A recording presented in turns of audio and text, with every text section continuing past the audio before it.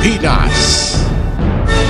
Ago, the administration backs out from the race to Malacanang, saying his decision had to do with his family and President Duterte. 2.5 million and counting as the national COVID-19 vaccination program continues for the second day. The government says it is confident it will achieve its target of vaccinating a total of 9 million people by tomorrow. And with the threat of the new Omicron coronavirus variant, the government is studying the possible return of the controversial face shields in areas under lower alert levels.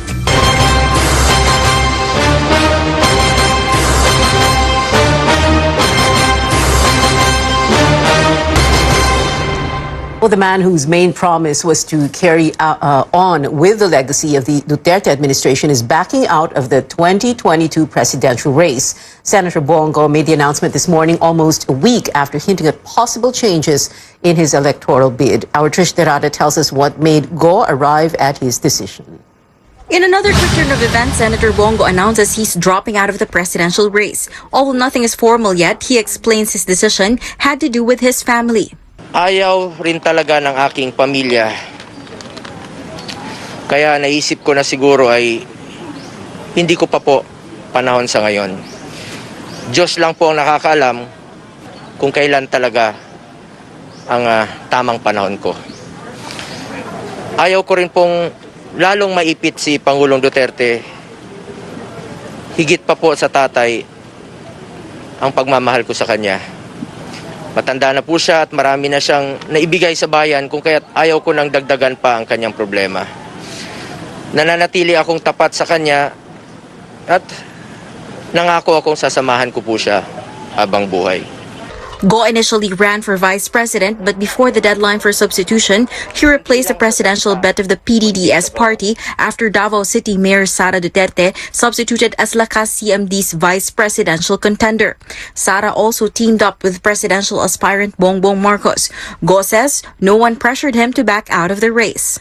In the past few days, I realized that my heart and my mind are contradicting my own actions. Talagang nagre-resist po ang aking katawan, puso at isipan. I am willing to make the supreme sacrifice for the good of our country and for the sake of unity among our supporters and leaders. Go made the announcement after he and President Duterte attended the commemoration of the 158th birthday anniversary of Filipino hero Andres Bonifacio Tuesday morning. But destiny has a way of turning things around. Just like the great Andres Bonifacio, the president who never was.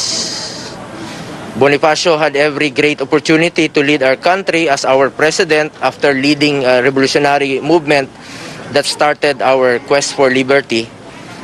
But destiny had something different for him. Sa ngayon, handa po ako magsakripisyo alang-alang sa kapakanan ng ating bayan at ni Pangulong Duterte.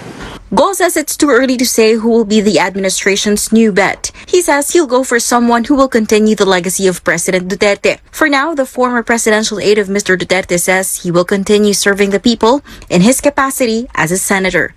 Trisha Terada, CNN, Philippines. The Commission on Elections says Go can back out from the 2022 race anytime until May 9, Election Day. But unlike before, he can no longer nominate a replacement. COMELEC explains the deadline for voluntary substitutions expired on November 15. The earliest time Go can file for withdrawal before the agency's law department is on Wednesday, December 1st, since today is a holiday. Now, following Bongo's withdrawal of his electoral bid, the party that fielded the center as presidential bet says it is open to all options. Members of Federalismo ng Dugong Dakilang Samahan will meet today and will also talk to its affiliate, the ruling PDP Laban Party. PDDS founder Greco Belgica says they respect Go's decision, but they now need direction. He adds there's no plan yet who among the presidential candidates to support. Well, right now, it's until we sit down with our leaders and our principal, the President and Senator Bongo, wala muna kami iniisip na gano'n. All options are open, and whatever is going to be best for the country and best for the party. The president of PDP Laban faction, Energy Secretary Alfonso Cusi, also expressed full support for Go. He said he's sure the center has a good reason behind his decision. Presidential aspirant Leody de Guzman believes Go pulling out of the race will only boost the Marcos-Duterte tandem, while another hopeful, Senator Ping Lacson, only wishes his fellow senator good luck. Lacson says the important question now is who will be the administration candidate. He says Congressman Pantaleon Bebot Alvarez, president of his party, the Partido Reforma, has been in constant communication with Cusi, but only on a personal level.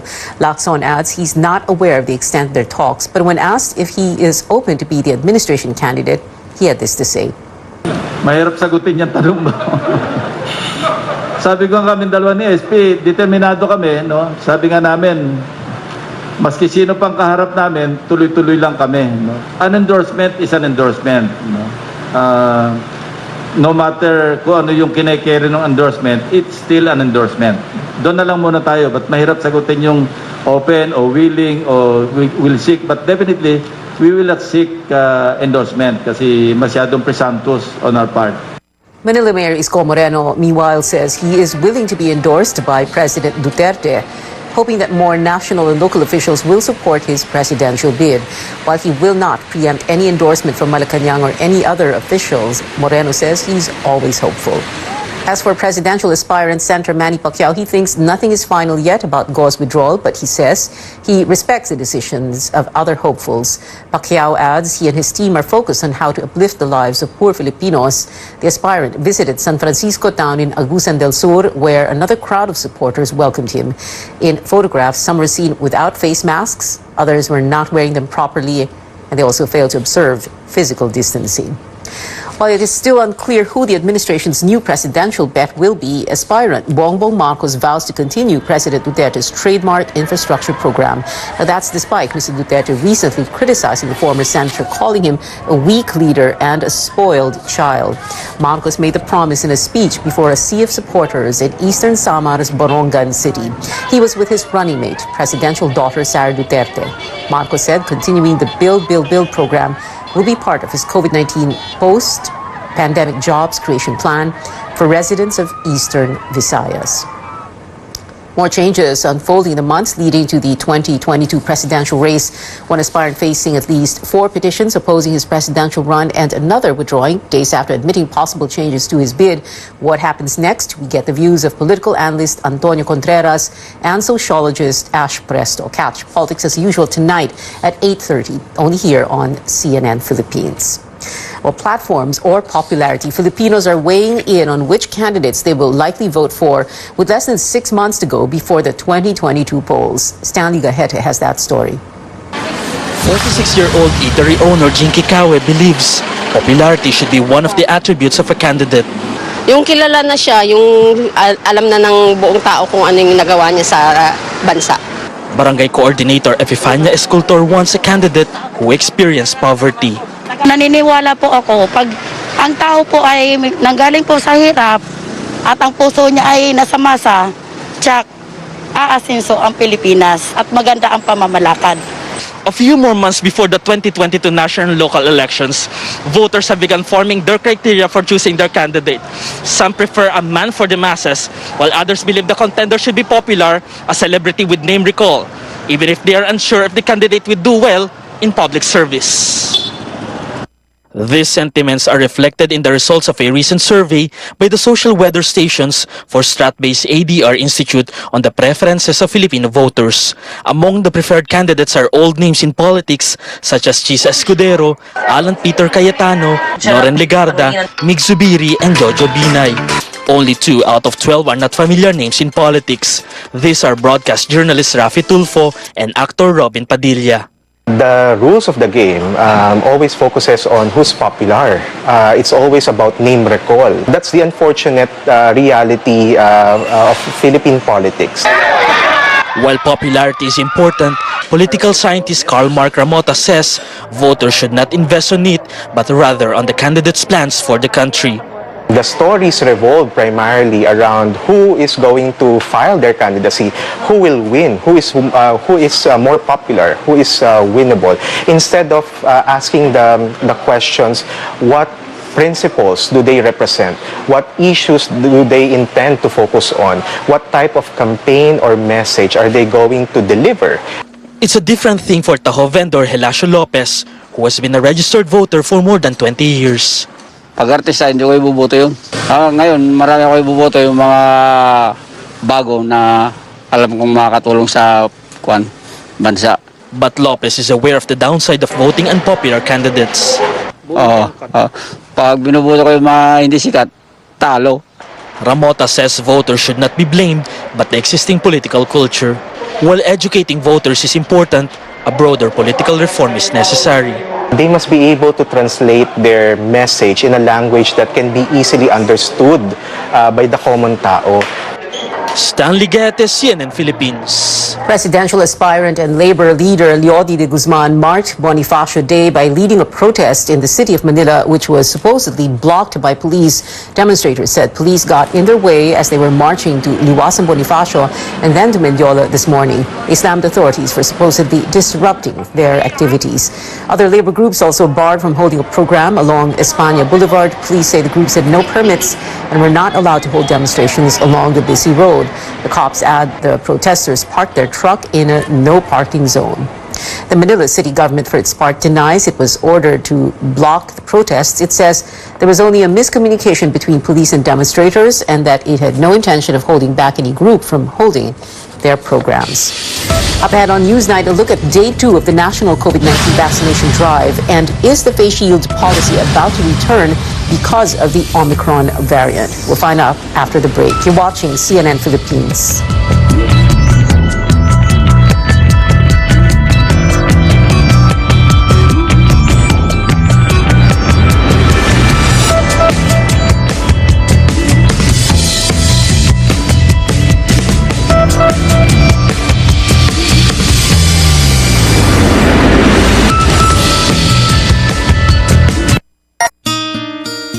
Anyari sa'yo?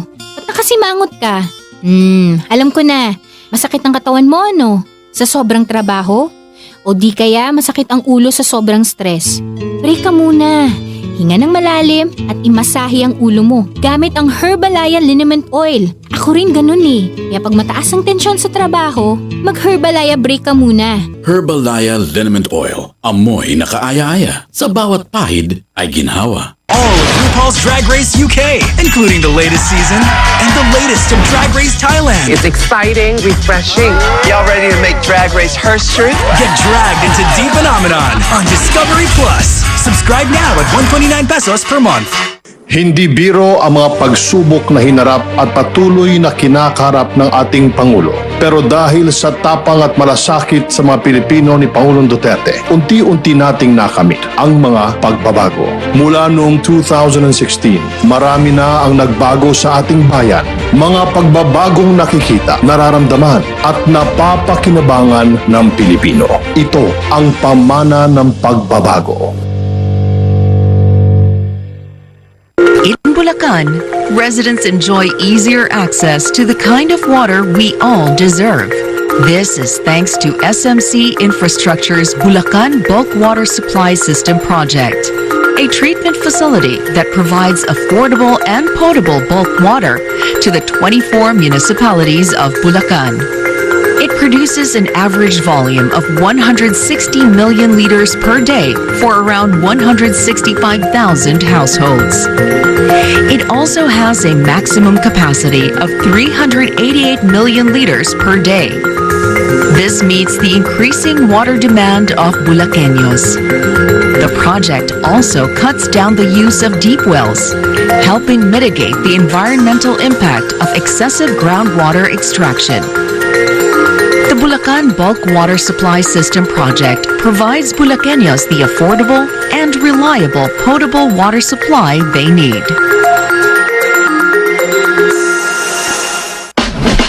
Ano ba talaga ang tunay na astig? That's Red Horse for you. Iba ang sipa. In Red Horse, we use a blend of malted barley and cereals. The key to brewing an extra strong beer is to convert the carbohydrates into fermentable sugars. And in Red Horse, we use a carefully selected yeast strain, one that is very robust. This full-flavored lager is multi-award. Over the years, Red Horse has garnered awards from Malt Selection and the Australian International Beer Awards. Red Horse clearly is on fire.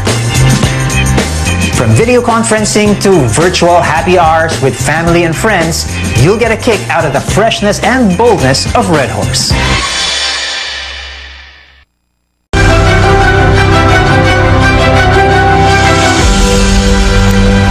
Welcome back to CNN Philippines. It is day 2 of the massive national vaccination drive. Data is starting to trickle in from the provinces. The government says 2.5 million people were inoculated on the first day. And as Caroline Bonkin reports, it is confident of reaching 9 million by tomorrow. Young and old, residents of Bulacan Province aged 12 and up lined up at vaccination sites on the second day of the government's massive vaccination drive. Many are here to finally get their first dose. Nakita ko na po kasi yung naging effect po na positive po sa mga region po ng Pilipinas po. Tsaka po para na rin po sa face-to-face classes, para po ready na rin po. Everyone gets a grocery package, but what convinced Benjamin Aruta most is his need for a vaccination card. Ang sabi po kasi nila, priority na raw ngayon yung vaccination card. Baka kasi pumunta ako ng mga kapatid ko sa Cavite, Maynila, baka hindi mapasakay daw ng bus. Talagang ayaw ko kasi na marami rin ang agam-agam. But other residents like Hil Davao are still at home, still unsure if they want to get vaccinated. Hindi yan bawal na yung nagagamot. Kasi gagamot ako sa sa baga. Hindi pa ako nagpaano sa doktor. So far, the province has fully vaccinated 45% of its target population. The governor hopes to bring its vaccine coverage to 70% by Wednesday. They even accept walk-ins. Pag hindi dumating yung mga naka-registered, yun ang ibibigay namin sa walk-in kasi kinakailangan na ibigay na yun. Although short on target, Vaccines Czar Carlito Galvez is satisfied with the first day's turnout. Over 2.5 million vaccinees, the biggest single-day record. Of these, over 2 million came for a first dose. Objective is being achieved considering that we are trying to collect all those unvaccinated. Malaking accomplishment na yun. Many regions had about 100,000 vaccinees. Around 300,000 were inoculated in Calabarzon and Central Luzon. But Cordillera and Bangsamoro regions are behind with only nearly 40,000 vaccinees each. Vaccine preference ang isa. Second issue talagang yung hesitancy ng mga seniors natin. And also third is yung accessibility. Talaga nakita natin na yung mga areas ng BARM is nasa island provinces. And this is also a continuing challenge. Health officials hope the vaccine education drives in communities are enough to convince the remaining unvaccinated population to take the shot. Caroline Bonkin, CNN Philippines. In some areas in Metro Manila, you can go to restaurants to get your COVID shot, like in this fast food chain in Pasay City, where one floor has been transformed into a makeshift vaccination site for the 3-day immunization drive. City officials say walk-ins and non-residents are also accepted. You only have to present your ID card and barangay clearance if you live in Pasay. Okay naman, so far so good naman. Wala namang problem na nakikitaan. Kasi marami talaga kaming sites din Taga Paranaque ako, so dapat sa Ayala Mall po. Tapos nakita ko may mga pila dito. Pumunta lang ako dito. Officials advising vaccinees to come in early to avoid long lines and waiting time. Hundreds of minors aged 14 and above flocked to a vaccination center in Alabat, Quezon on the second day of the national vaccination drive. Our George Quiles has that story and other vaccine updates in the town. This long line leads to the vaccination center in Alabat, Quezon Province. It's the first pediatric vaccination against COVID-19 in the island. The government allotted 588 doses of Moderna vaccines to minors aged 14 to 17 here on the second day of the national vaccination drive. Some of the vaccinees are nervous, like 16-year-old Arabella Villanueva. Kinakabahan po. Bakit? Hindi ko po alam. Pero ikaw, okay lang sa'yo magpabakuna ka? Opo. Bakit? Para po mas magi pong protektada po. Her mother, Robeline, was the one who encouraged her to get vaccinated, hoping to have extra protection should the school reopens for face-to-face classes. Kampante po ako. Pero mas gustuhin ko pa rin po na yung patuloy pa po yung face shield tsaka face mask. Parents and guardians were also given the chance to get inoculated as well. AstraZeneca and Sinovac vaccines were given to adults. But the available vials of AstraZeneca vaccine in Alabat are set to expire today. Today, ang nakalagay doon sa expiration, na sabi, nagtanong na rin sa province yung aming public health nurse at para maklarify kung pwede pang gamitin, pwede pa raw. Hindi na tayo nagda-deploy ng mga ganong mga expiring vaccine. I believe yung mga dinideploy natin doon are really those may shelf life pa na I will check kung yung nangyari sa Alabat. But I believe yung dinideploy natin yung mga expiring vaccine ay kukunti lang naman yan I think the remaining is 30,000 already. So ang ngayon, ang natin is we are closely monitoring it. CNN Philippines learned that Alabat Mayor Fernando Mesa, who recently recovered from COVID-19, has yet to be inoculated. In a text message, Mesa says he's just waiting for his doctor's go signal for him to get vaccinated. From Alabat, Quezon, George Cahiles, CNN Philippines. The country logs 425 new COVID-19 cases, the lowest daily count since July 2nd last year. Active cases now stand at 15,800. The latest figures push the nationwide tally to more than 2,800,000. Survivors climb to more than 2,700,000, while fatalities rise to over 48,500. Today's tally excludes data from 6 laboratories. But research group Okta says a surge may happen in the first quarter of next year if the new COVID-19 variant of concern, Omicron, enters the country. Okta adds it may likely hit rural areas harder or places with low immunization rates. The group urges the government to ensure optimal allocation of doses. The Genome Center, meanwhile, sees the need to check older COVID-positive samples to trace possible Omicron cases in the country. Executive Director Cynthia Saloma says a team will begin reviewing from early November when the new variant was detected in South Africa. Saloma adds the country has not yet detected Omicron after checking 18,000 samples. The health department earlier urged local governments to return to using RT-PCR tests so that samples can be sent to the Genome Center. The government is looking into requiring the use of face shields again as a, quote, added protection amid the threat of the new variant, but AC Nichols tells us many are against it. Rodolfo Aboga spends most of the day on the road. As a tricycle driver, he says not having to wear a face shield is a huge relief and admits he mostly wore it on his head before. Gawa ng yung init, pag malakas yung init, yung sa face shield, umaano rin sa mata. As yung nagpapawis yung face shield, nalalabo rin, kaya ang ginagawa, naiaangat din. Kaya mas magandang wag na lang. The government just recently scrapped the face shield mandate in areas under low alert levels. Though there is a possibility this won't last long amid the threat of the new Omicron coronavirus variant. President Duterte insists the face shield can give extra protection. Prudence would just dictate that maybe we'll be strict again, that kayo ang task force. You have to sort it out whether we have to reimpose the shield. Kasi nakadagdag talaga. Some people see it the same way. They believe it wouldn't hurt to be extra careful. Para lang maprotektahan tayo kasi medyo nakakatakot yung bagong variant Okay lang sa akin. Nakasanayan na rin po. Tas talaga sinisigurado ko po na safe po ako habang nasa labas. Most though do not agree. For them, the face shield is just a hassle. Masakit din dito kasi masakit siya.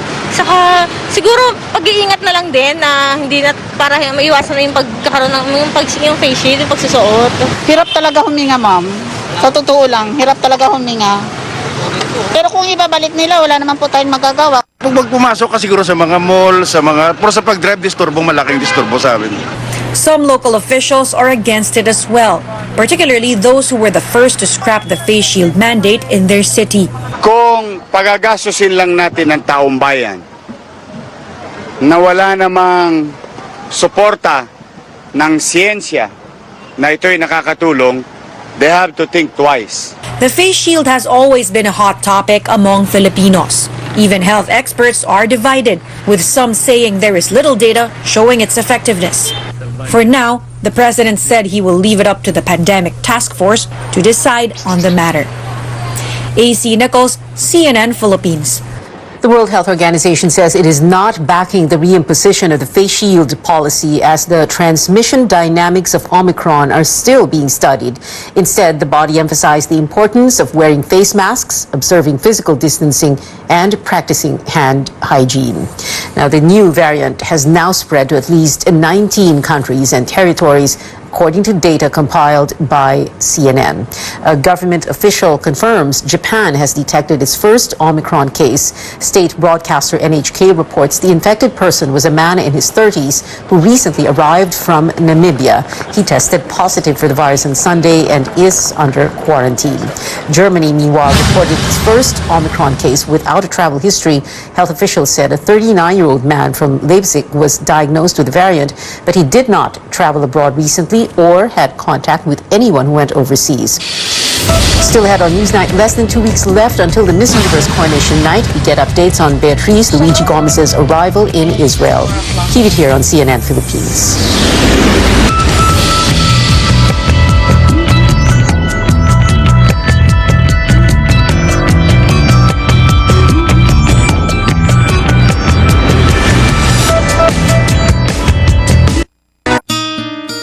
Oh, anyari sa'yo? Ba't nakasimangot ka? Alam ko na. Masakit ang katawan mo, ano? Sa sobrang trabaho?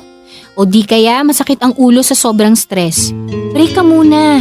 Hinga ng malalim at imasahe ang ulo mo gamit ang Herbalaya Liniment Oil. Ako rin ganun eh. Kaya pag mataas ang tensyon sa trabaho, mag-Herbalaya break ka muna. Herbalaya Liniment Oil. Amoy na kaaya-aya. Sa bawat pahid ay ginhawa. .gov.ph para makapag-register sa PhilSys online. Sa pamamagitan ng ID natin, ang bawat Pilipino ay meron ng valid proof of identity. At mas mapapadali na ang ating mga public and private transactions. Kaya ano pang hinihintay nyo? Ayaan na sina nanay, tatay at ang buong pamilya. At mag-register na. Ito ang PhilSys, ID natin to.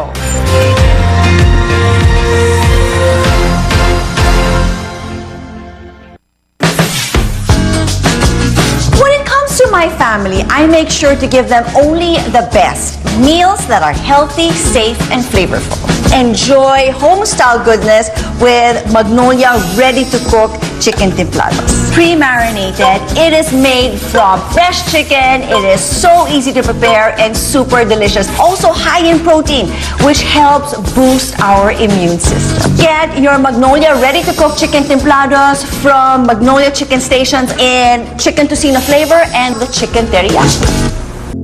Sa pagbangon ng mga Pilipino, saludo ako sa mga taong patuloy na humaharap sa hamon ng pagbabago. Bilang isang ina, handa akong gawin ang lahat para sa kaligtasan ng aking mga anak.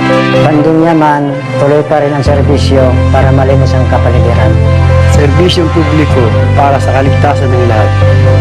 Sa panahon ng krisis, ikaw, ako, magtulungan tayo. Saludo ako sa Pilipino. This is the Manila Bulletin, traversing time and truth since 1900. The newspaper with a century-long legacy of standing witness to the country's history and development. Today, the Manila Bulletin strives to make the nation be fully informed.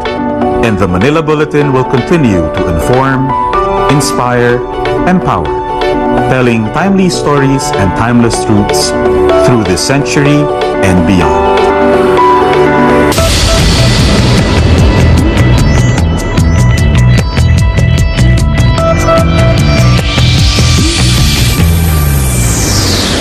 A week week explosion was recorded at Mount Pinatubo in Zambales earlier today. Captain Alges Las Marias of Philippines Air Asia took these shots overlooking the volcano.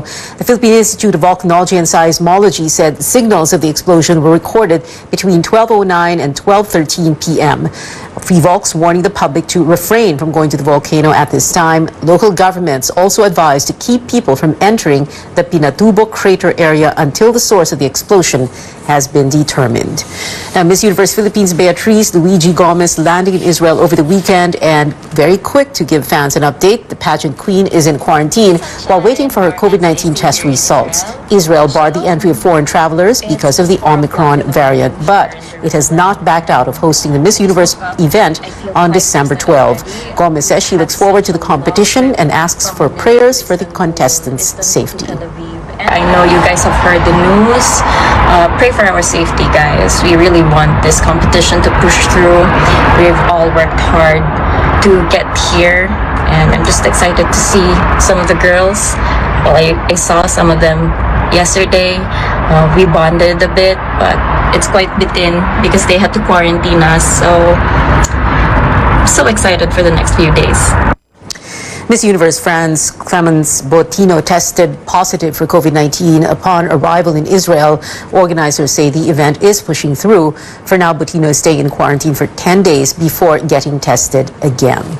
We have 25 days before Christmas, and that is it for now. Join me again on news.ph at 7 p.m. I'm Pia Ontiveros for Newsnight, where we go above and beyond the headlines.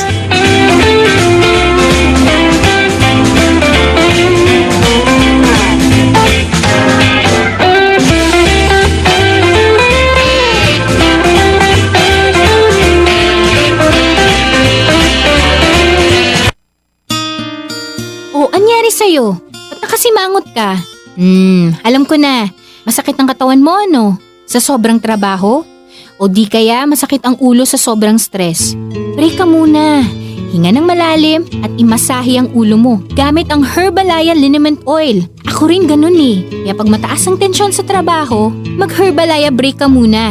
Herbalaya Liniment Oil. Amoy na kaaya-aya sa bawat